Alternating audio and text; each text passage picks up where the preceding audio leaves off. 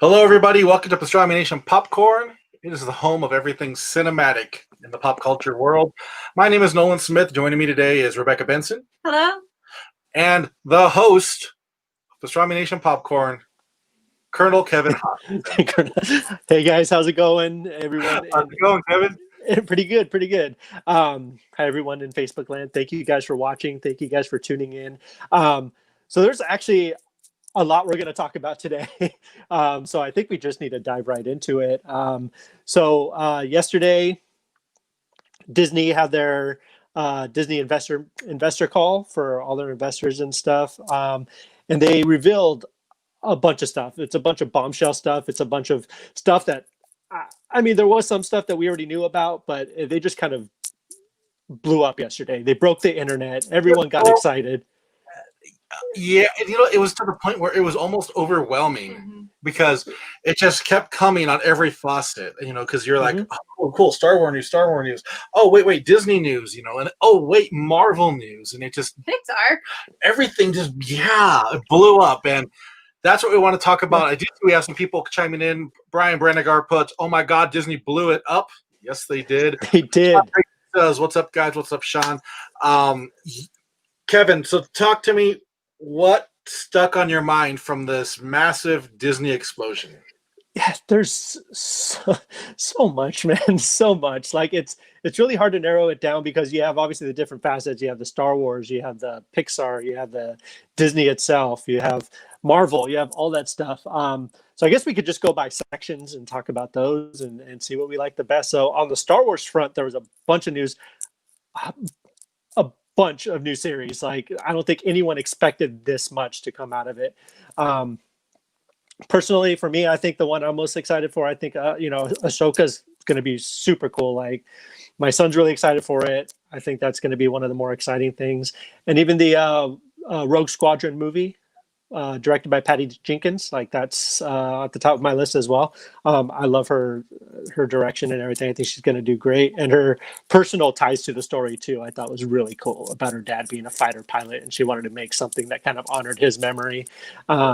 And did but did some a little bit different. Obi-Wan Kenobi show's coming with Hayden Christensen coming back as Darth Vader, which is pretty huge news. I know a lot of people have been kind of mixed on it because it's Hayden Christensen and from the prequels, but I don't know. I think it's interesting. I think it's cool. What do you guys think? What were you guys excited about?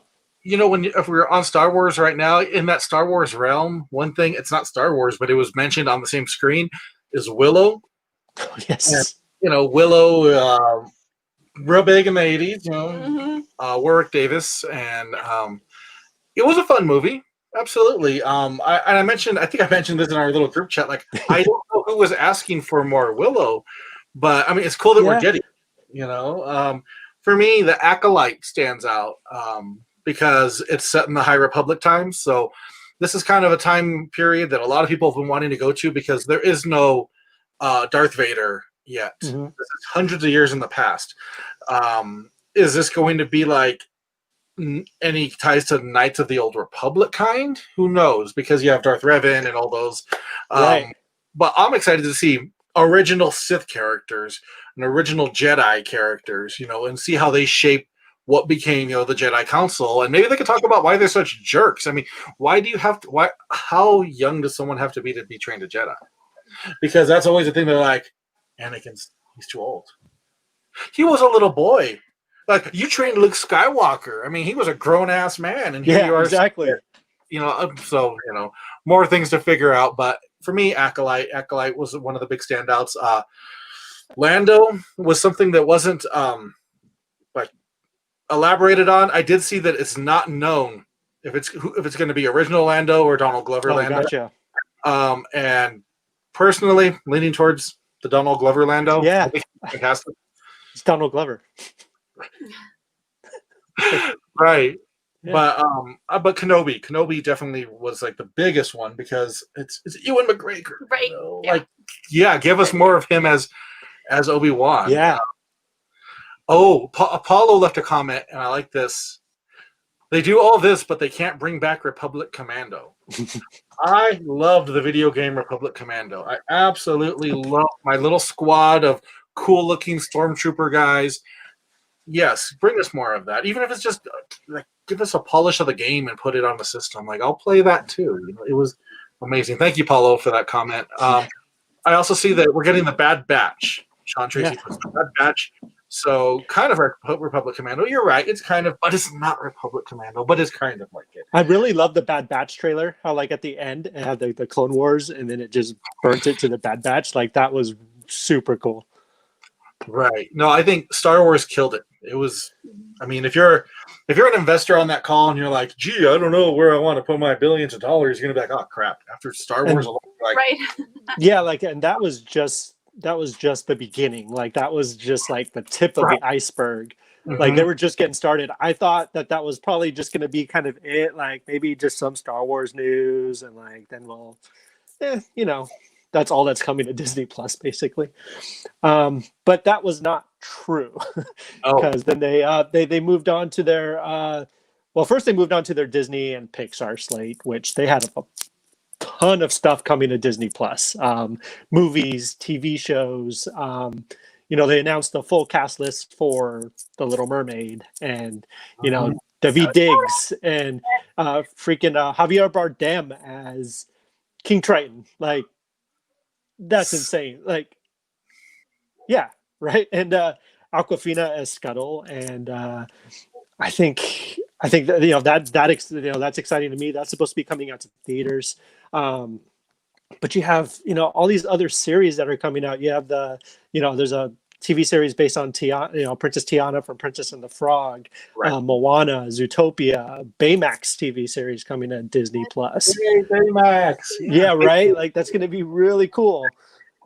And then there's stuff like, Doug Days, which is, Doug from Up trying to survive in the city, chasing squirrels and meeting other puppies and stuff. And it just sounds like a lot of fun and all kinds of stuff. What were you guys most excited about that? What excited you guys about just the pure Disney Pixar presentation of everything? And it wasn't so much something I saw in the presentation, it's something that you messaged me, which I saw later on.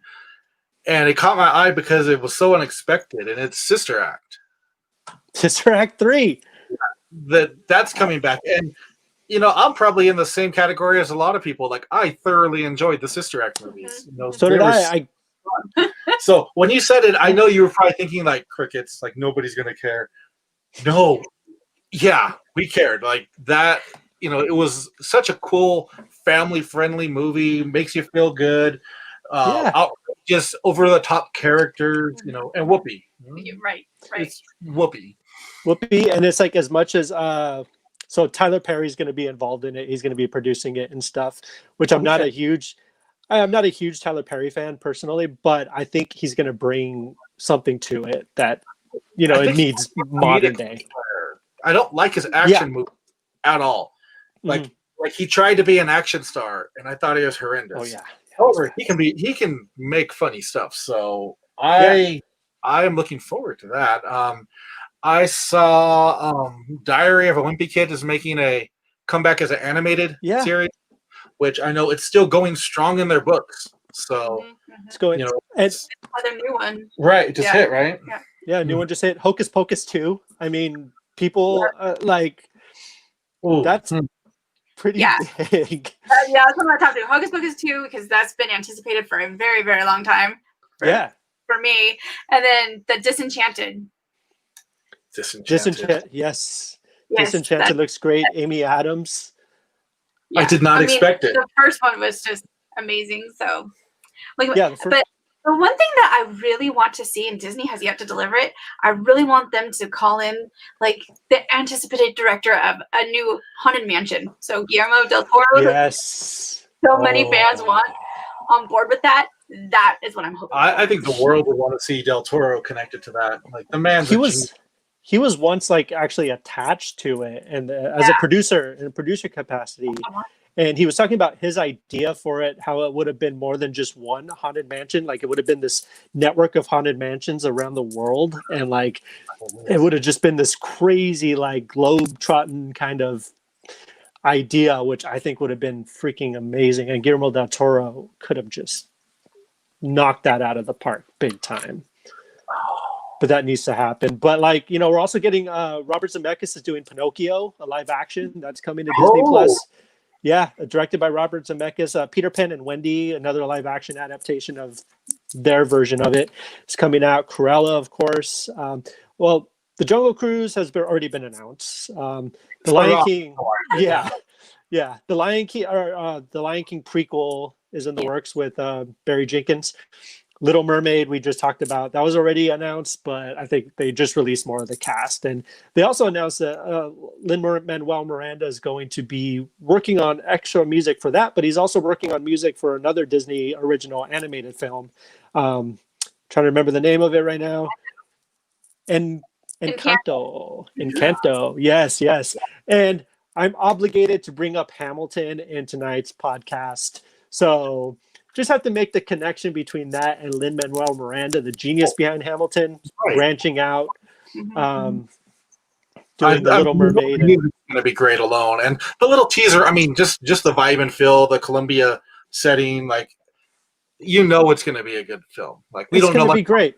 The teaser wanted, yeah. Yeah, right. Yeah. You know, there's one more Disney thing that I saw before I left home today, and it really stuck with me, and I brought it up to my brother. I know it's been announced, but the Anaheim Ducks shared a tweet from Disney, and it says, "Welcome back to Bombay." And we already knew it was coming. We knew there was a new Mighty Ducks coming to Disney Plus, but they gave more. They talked about he's officially coming back, Coach Bombay, Emilio Estevez, and it'll be streaming soon on Disney Plus. Big fan of the Mighty Ducks. You know, I love the Mighty Ducks, awesome. Anaheim Ducks, and I can't wait. I mean, I don't know how you recapture Lightning because, like, those movies were gold to me. You know, like the kids and everybody, Coach Bombay, you know, the Flying V. It was our childhood. You know, so yeah. You had to plug Mighty Ducks. You know, because. Yeah, no, absolutely. The Mighty Ducks is a classic. Like, I'm excited for this. I want to see Emilio again and Coach Bombay, and it's gonna be awesome. But they're also doing a 3 Men and the Baby reboot with Zac Efron. And I think Zac Efron. Yeah, Zac Efron's in it. Yeah. Zac Efron, and I've grown to love Zac Efron too. You kind of have to with the daughter. You kind of, yeah. No, you know what? He was really funny. I thought he was hilarious in Neighbors. The Neighbors 1 and 2 were pretty funny. The Seth Rogen ones. Yep. Yeah, those are pretty good. Also, stuff like Turner and Hooch is coming too. They're making a reboot of Turner and Hooch. So yeah, I mean the Disney and Pixar stuff is like, Lightyear. We can't forget to talk about Lightyear. Oh yeah. Star Command prequel. Freaking Chris Evans voicing Buzz Lightyear. I cannot wait. Like, I don't.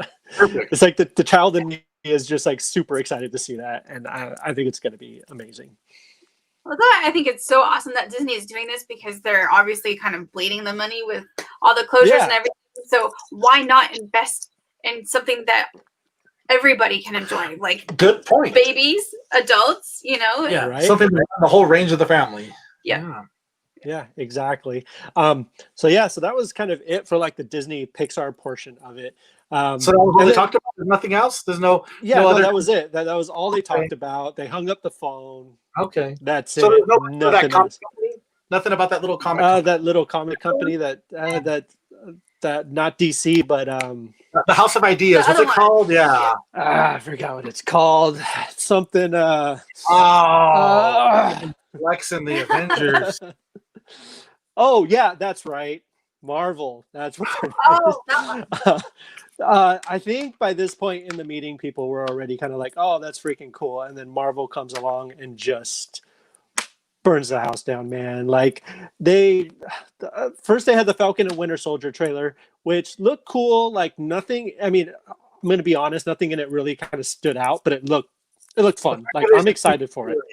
You know, I think the fact that it's a TV series that looked like a movie, that's what looked so good to me. Because you're right, it's very standard fare for what we've seen from Falcon and Bucky, you know? Right. But that's a series. That's high quality. It's going to be good. I mean, you grow to love these characters, and you want to stick with them, and you want to see what they do next, and that's the appeal of all of these. So they showed a trailer for that. The Loki trailer. Oh man, that yes. I think that's the one that I keep on hearing most about, and that's the one people are most excited for, because I love how the trailer opens with that clip from Endgame, and then you see him pick up the thing, and then he's transported into another time. Mm-hmm. Which I thought was really cool. What did you guys think about that? Yeah. Alternate timelines are like the best, and I think Loki shows parts in that. And I love that Loki, we saw the small crown, because that's kind of what he rocks in the modern day comics now. He rocks that small crown. So the Loki we saw at the end is very much like the Loki we would see in, the modern day Marvel comics. Like you said, when Marvel came out with their news, to me, like, you picture, Hamilton. I'll bring up Hamilton because we're bringing up Hamilton. Jefferson saying, "My God," because it all hit so much. What if? What if was such a really cool trailer. I love the What If comics, growing up. What if Hulk killed Wolverine? What if Punisher became Captain America? What if, Peter Parker didn't eat his wheat cakes? Like, all these ridiculous ideas, and we're going to see them. First up, I think, is Peggy Carter. What if Peggy Carter became Captain America? It looks like we're going to see a Marvel zombie thing, because we saw Bucky taking on a zombified Captain America, and done in really awesome, animated style. But a few ones that stood out for me the most: Ant-Man and the Wasp: Quantum Mania, and mainly because the villain. Like, you have Kang the Conqueror, and to me, Kang is one of the biggest comic villains you're going to come across. He is like, you want a cosmic level threat now that Thanos is, toast? Like, he's the man. Like, Kang is the man. What do you think, Kevin? I think Kevin's having some audio difficulties, so I'm going to keep ranting. What do we got? So, Nick Press says, "Love you guys." We love you too, Nick. We absolutely do. And let's see, another one that came up for me was, the big one, and the one we have zero details about really, is the Fantastic Four. Mm-hmm. Fantastic Four is coming to the cinematic universe. How it's going to look, when it's coming, we don't know, but we know it's coming. We know the Four looks very Avenger-ish, because it had like the angles with the Four. Mm-hmm. So, but we don't know who's going to play who. But I do love that Kang is going to be an Ant-Man and Wasp, and Kang is a Fantastic Four villain. So you're ready to see him kind of go into there. How's it going over there, Colonel? You doing all right? Can you hear us, buddy? Not yet. This is the world of Zoom and StreamYard broadcast people. Don't worry. Let us know what you liked about the Marvel presentation. Was there anything that stood out to you, Rebecca, that right off the bat? I know we mentioned Fantastic Four, Secret Invasion.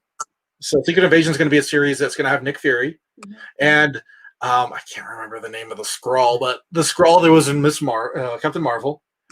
And Secret Invasion is about, like, Skrulls are hiding here on Earth already. Talos, there we go. So those are your two main characters. Mm-hmm. And they're doing a whole series about it. Armor Wars was another one that stood out to me. It's Rhodey, it's War Machine. Right. And the Armor Wars story was about, like, what if the Iron Man tech fell into the wrong hands? That's how we get the Titanium Man, and that's how you get Crimson Dynamo, and that's how you get all these really cool armored villains. So the fact that we get to see that, heck yeah, give me Titanium Man. That's what I would want to see. Colonel, you with us? Hey, sorry about that, guys. I was having some hardcore, weird feedback coming through my headphones, and it was just, I couldn't hear anything. Hey, it's the world of digital broadcasting, man. It happens. No worries. Yeah. So yeah. I'd mentioned Fantastic Four, which we don't know much about, and I brought up John Watts. Right, by John Watts, who did Spider-Man. I know some people are groaning about, but yeah, but Spider-Man has some big news coming out too.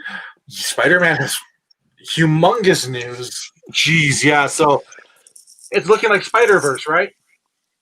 Yeah, I there's many different theories. What's that? They haven't called it Spider-Verse, but come on, we're having Alfred Molina come back as Doc Best Ock. villain. Agreed. Oh my goodness. Yeah, Dr. Octopus is coming back as the villain, a villain. Tobey Maguire and Andrew Garfield coming back as. Can you guys hear me? Yep. We can hear you. Yep. Can you hear us? Yeah, I can hear you. I just have to take these things off. I don't know what's my. Sorry. That's all right. No, you're good, man. You're good. So, what do you think of the Spider news, man? The Spider-Man news, man. It's a lot all at once, much like the Disney news and everything.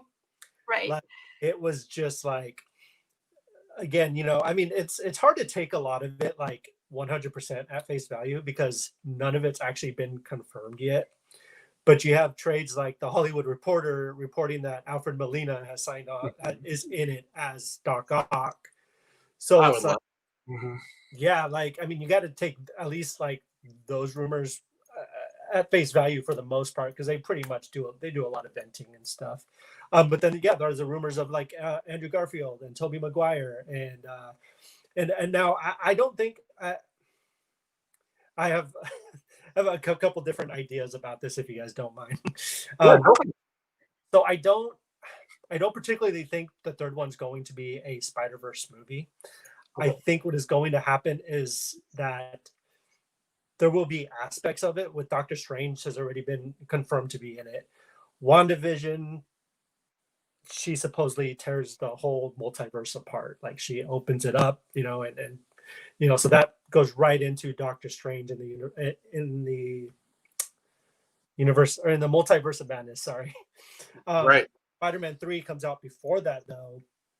So I think what's going to happen is Doctor Strange is going to introduce the multiverse to Parker. He's going to show him the possibilities, and I think what we'll see is kind of glimpses of the other realities. So you'll see. Oh, so not necessarily a crossover. Just here's you in this universe. Exactly. And then, but I think what it will lead to, I think in maybe part 4 or something like that, that's when something big will happen. I think, obviously I'm thinking Sinister Six will come, together, and that's a big enough threat to get everybody to kind of come through, because I feel like the Sinister Six is going to be made up of people from all the different Spider-Verses. So you're going to have, Electro, Doc Ock, yes, Doc Ock, and if you're going to have Morbius, from, obviously. That's right, Morbius. And Vulture, like he's already there, and they're even talking about possible Venom, coming into play at some point. So it's like, who knows? But I think that would be freaking amazing if it did happen. I'm excited for it. I still want to see like more like, into the Spider-Verse type stuff, kind of be almost strictly animated, because I feel like that world kind of fits perfectly there. Right. But yeah, I think it'll be cool. I'm excited for it. I'm very interested to see where it leads. Like, it's crazy. And they talked about Kristen Dunst possibly coming back as Mary Jane, and they talked about Daredevil coming into Spider-Man. Oh yeah, Charlie Cox, Charlie Cox, which would bring street level heroes back into the fold. And we saw a logo of one of those heroes on the presentation, and that's Moon Knight. Moon Knight is one of my favorite Marvel characters of all time. It's probably just because he has such a cool looking costume. Growing up, I was like, oh, cool, white hood, white face, white everything with the moon on him. I mean, basic rip of Batman, Mm-hmm. Oh, yeah. But they made him so much more. You took this hero and you fractured his mind and said he has 3 personalities living inside of him, and you don't know which one you're going to get. And so you have this hero that's, I mean, he can go off the rails, and he has. It'll be interesting to see who will play him. I've heard rumors of Oscar Isaacs. I thought Isaac was pretty much already confirmed. Well, I thought so too, and then I heard people saying, like, are you going to finally confirm Oscar Isaac? Because in the announcement, they don't mention him. But there's also been mentioning that this is the role that Keanu wants. Come on, if Keanu Reeves wants to be Moon Knight, nobody's going to stop that. Yeah, no, I'd be down with that too. Like, yeah. But just to see that, to know that we're going to get a live action Moon Knight. I mean, there's been so many wild and crazy stories about Moon Knight. They even had one where at one point he had the personalities of Wolverine, Captain America, and Spider-Man trapped in him. Cool. So he would act like he had claws and start trying to hit you, but he doesn't because he's Moon Knight. So he would have his moonerangs or whatever wedged in his hand. He would do Captain America type moves and rock the shield. So it'll be very, very interesting when it comes to street level characters. To me, he's right up there with the Punisher, Daredevil, Iron Fist, Luke Cage. So it'll be exciting to see what they do. I wish we would get more details on Moon Knight. Yeah, definitely. And also She-Hulk I'm very excited for too. Right. Hulk, you got I forget, I don't know how to pronounce her name. I'm so bad at it. I apologize. But Orphan Black, she's going to be playing She-Hulk, which is pretty cool. Bruce, Mark Ruffalo's coming back. It'll probably be cameos, but that's pretty cool. Freaking Tim Roth as Abomination. That's from Edward Norton. Which is so weird that they're doing that because I thought Marvel wrote off those films like they didn't exist. Well, they're still technically part of the MCU. Yeah. At least the Hulk is, yeah. So, that one, we got Miss Marvel. We got Captain Marvel 2, directed by Nikki DeCosta, which I think it's going to be good. I really love the character, though. I think she's great. I think she's got potential. So were you a fan of the first film?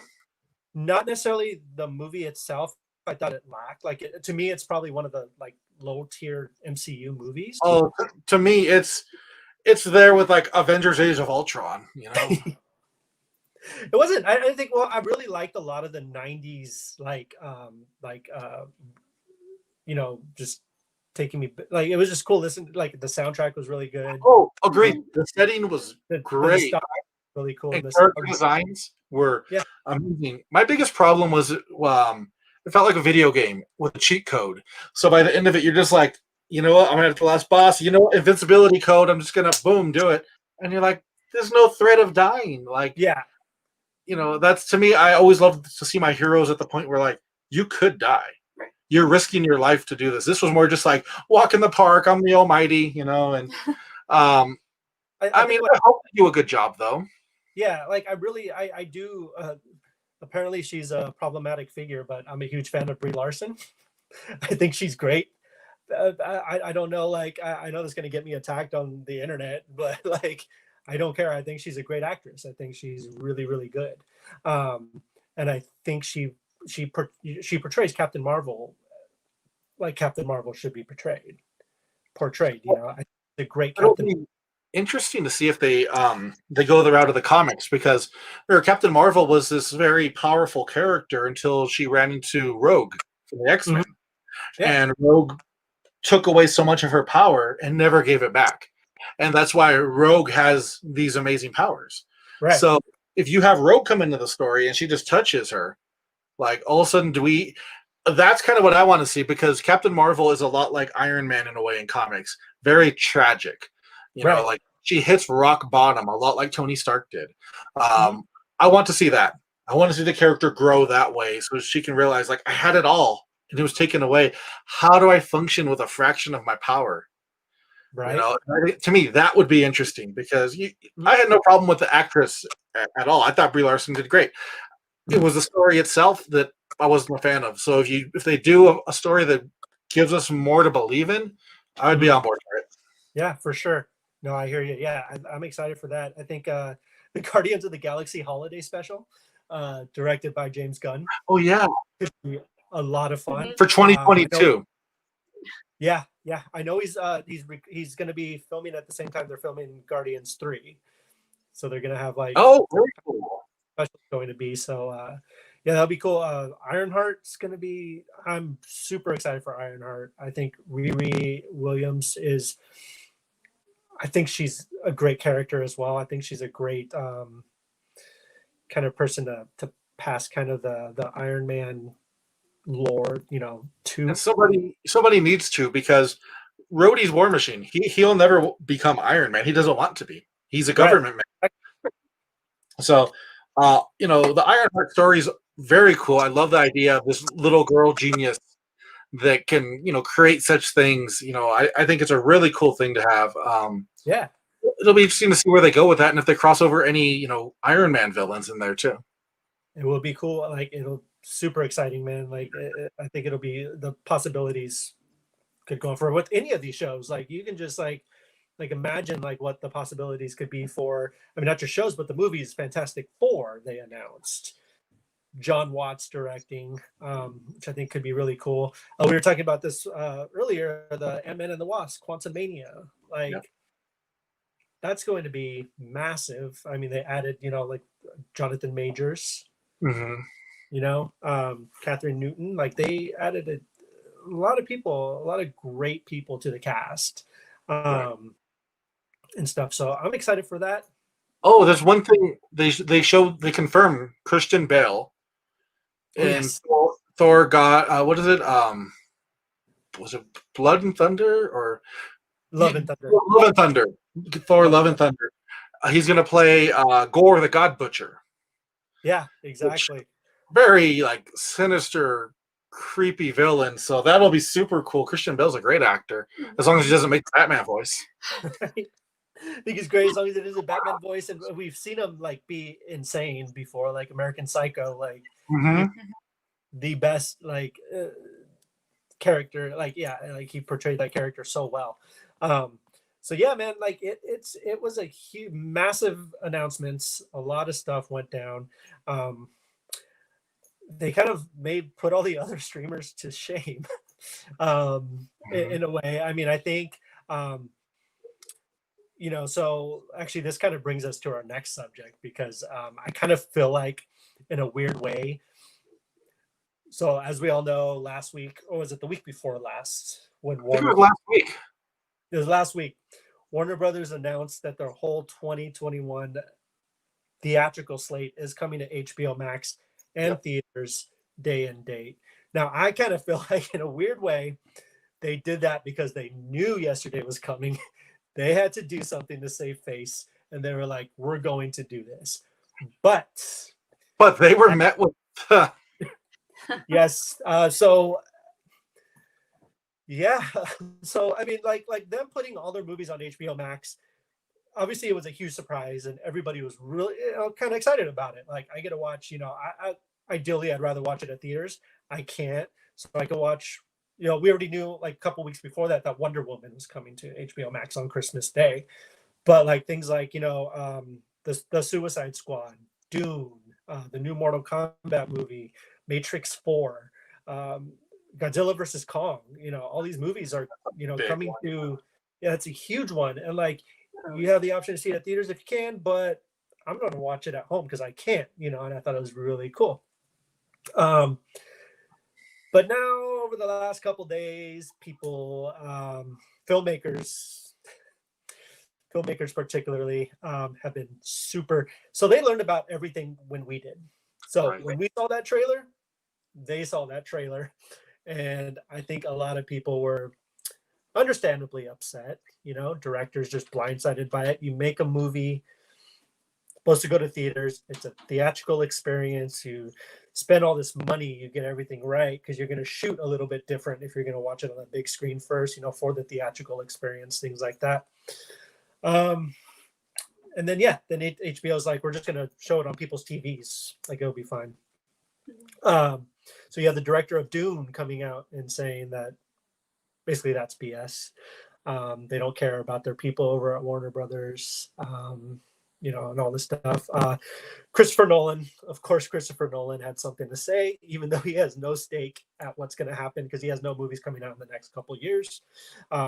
He flat out said that Warner Brothers is the worst streaming company in the world. And that he, which is kind of funny because he is, that's his home, Warner Brothers. That's all he makes is Warner Brothers movies. So he'll have to save face there. James Gunn came out and said, yep, it's kind of bullshit. Yep.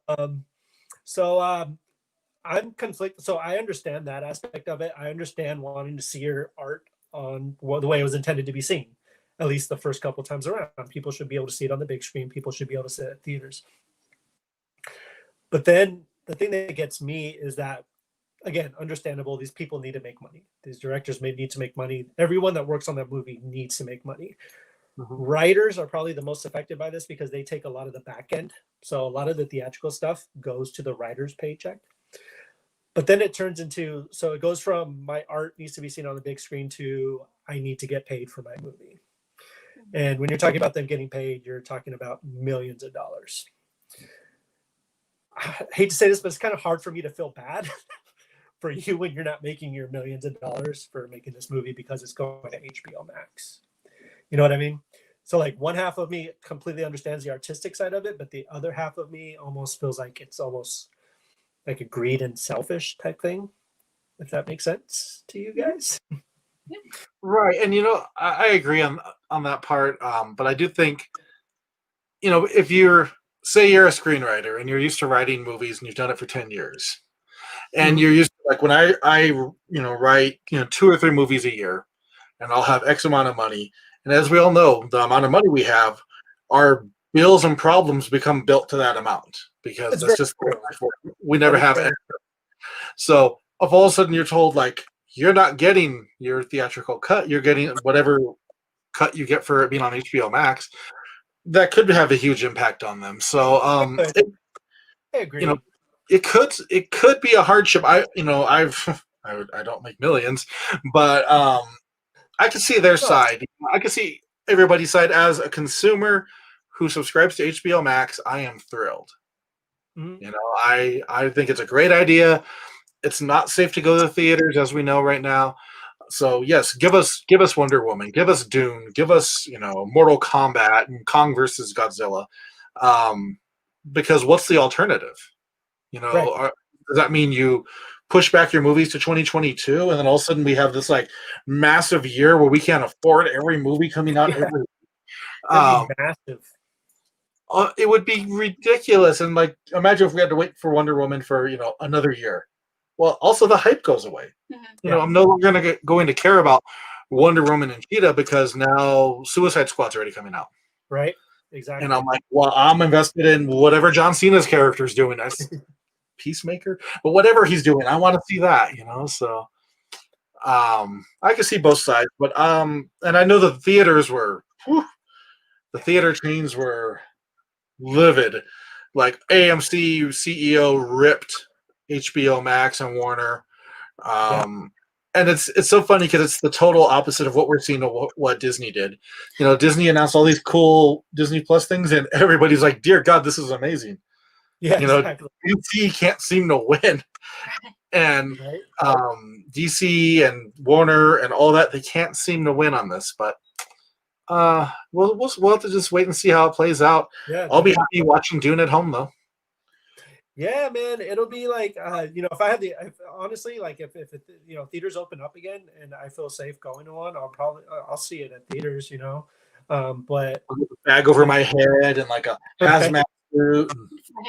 Right. I mean, and I was listening actually listening to another podcast earlier, and they brought up a good point to where if Warner Brothers, if they're getting the vaccine ready, everything goes good.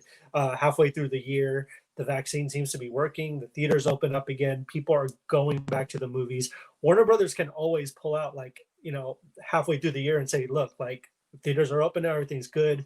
We're just going to take our back half of our movies and put them in theaters only. So they always have the option to change that. It's set in stone for now until they get further down the road. So right, we don't know what the world will look like in 2021 right now. We're just hoping the stupid virus goes away. Right. Yeah, and that would be ideal. So hopefully we get to that point to where the virus goes away. These movies do not come to HBO Max. They go to theaters, then they come to HBO Max, and that could be that would mean that the world's back to normal and that the COVID has gone away and everyone's happy. So that's what I want. That would be a great Christmas present. Yeah. I love that. Yeah. So, I mean, it kind of sucks if we have to pay to go to the movies again, but I would gladly do it. Yeah, same here. I'm ready to go back. So yeah. So anyone listening, watching, let us know what you think. you guys, we kind of segued from all this stuff, but what do you guys think of the Disney announcements, the Star Wars, Marvel, DC, HBO, Warner Brothers stuff? It's a lot of stuff. Please let us know what you guys think. Yeah. So yeah, let's talk about our last thing we want to talk about today, which is probably the most exciting thing because it's that time of the year. Yay! What time of the year is that? Christmas. What's that? What time of the year is that? It's Christmas. It's Christmas time, man. Christmas time. That's very all Christmassy. It's getting colder out. We got our Christmas. Yeah, everything's decorated. We're all good to go. Watching Christmas movies. So let's talk about Christmas movies a little bit. I don't know what do you guys like watching around this time of year? What's your favorite Christmas movie that you guys really either like to start the year out with, or just kind of your all-around favorite Christmas movie? I'll defer to you. Okay, because we kind of have like a timeline to set things up. We always do the fun ones towards the beginning to kind of get us in the mood, the typical Home Alone, Elf, the funny ones. And then we kind of, not digress, but kind of get into more of the heartfelt and, reason for this season. So we always, like very close, pretty much Christmas Eve, we'll watch It's a Wonderful Life because that is our most watched favorite movie, and it's long, and somebody always ends up falling asleep right in the middle. So, yeah. And I gotta agree on It's a Wonderful Life, but for me, it's right as soon as Thanksgiving hits, you're free game to watch It's a Wonderful Life. Like that's how it's always been, and to me, It's a Wonderful Life is in my top 3 movies of all time. Like I absolutely love the film. It embodies the human spirit. And it's perfect for this time of the year. And honestly, it's perfect for right now with this pandemic. Like we should all know that even though we can't do certain things, no man is a failure who has friends. Right. And I think to me, that's one of my all-time favorite movies, but easily my favorite holiday movie. What about you, sir? So yeah, I do love, they won't believe it judging from my Facebook sometimes, but I love Christmas. Christmas is great. It's absolutely so much fun. We watch, we try to have Christmas movie nights, so we try to watch Christmas movies as much as possible. One of my personal favorites has always been Home Alone 1 and 2. Those are my 2 classic Christmas movies for me. Muppet Christmas Carol is another one that I just absolutely love and adore it every time. The best adaptation. It truly is. It's the best adaptation. And someone had commented on my post about it. Like I think Dickens would agree. And I was like, I think he would too. Like if he was alive. Yeah. He that's my story right there. I think he would find the humor in it. And it's just it's not it's not a spoof. It's really funny. It takes good care of the material, and it tells the story really well. So yeah, and then you have things like Nightmare Before Christmas, which is it's one of those good movies to watch kind of between Halloween and Christmas, so you can bridge it kind of that way. So yeah, I mean those are kind of my top Christmas movies that I really love. I've seen a couple this year. Go ahead. I had to throw in the Charlie Brown Christmas. Yes, Charlie Brown Christmas. It's amazing. And I have so good. I'm gonna call it like it is one of my favorites, but it's not as mainstream as the ones we've been talking about, and that's The Family Man with Nicolas Cage. I actually really enjoy that movie every year. All right, I was trying to figure out. Yes, I know with the Tia Leone and Yep. Because again, it talks about some serious stuff that goes on, but it's still, it's Christmas and the heart of Christmas. Like your family, you can't trade it for anything. It's true. Yeah, my wife was actually watching that the other night, and all I heard was the music. Like I knew it was Family Man, but I heard the soundtrack, and I was like, it reminded me so much of Danny Elfman. Like this is a weird movie for Danny Elfman to do, and it turns out it was Danny Elfman, and I had no idea Danny Elfman did that score, and it was incredible. But the movie's great. Yeah, I saw it. It's a great movie. I did see a couple. So what's that? That's Don Cheadle. You can't go wrong with that either. No, exactly. Have you guys watched the Star Wars, the Lego Christmas special? Not. No, you need to watch that. That's on Disney Plus. right now. It's super funny. Like it's a lot of fun. It's like good family entertainment. Um, and another new one I saw was Happiest Season on Hulu with Kristen Stewart and Mackenzie Davis. It has this stacked cast, super good too. So those are like two of the newer ones that I saw that I really liked as well. So Check those out. Check those out. So yeah, I think unless you guys have anything else, I think that's it today. Well, you had a movie that you really enjoyed. What's on that? Amazon, on Amazon Prime. Yeah. Let's talk about it. So we watched. Well, me and my wife, we watched it earlier this week as well. The Sound of Metal. Mm-hmm. Which did you get a chance to watch it, Nolan? I did not. No, can you enlighten me? What's it about? Riz Ahmed, who we not last saw, but who we also have seen in Venom. He was the paramilitary bad guy. He plays a drummer in like a hardcore rock band. Seemingly overnight, he loses his hearing and things just go downhill from there. It's like this spiral. It's a story about him trying to come to terms. I mean, like that's your life. Like you need that to achieve your dreams, your goals, your livelihood depends on your ability to hear. So it's about kind of what happens when that happens to you. Like, what do you do? Like, Nolan, like we like to write. Like, imagine one day you just couldn't see, or like, it's unfathomable. Like you would not. Like I wouldn't know. I would have no idea how to react. And just like this character, like if I all of a sudden just one day woke up and I couldn't hear, I would never. I wouldn't remember what someone's voice sounded like. Right. Like exactly. It would change my world. Second, hold up. Did I cut out on your end? Oh, there you go. Yeah. Okay, I'm back. So yeah, it kind of deals with that. So basically, it's just kind of his journey. He basically has to learn how to be deaf. Like he has to learn how to function in a society, in deaf society, and how to learn how to do that. And so I know, Rebecca, you're very, this is kind of your world. There's a lot of, sign language, things like that. Working within the deaf community. What did you think about the movie? Yeah, I was telling Nolan, you and I probably had different reactions to it because, you're along with the character. Right.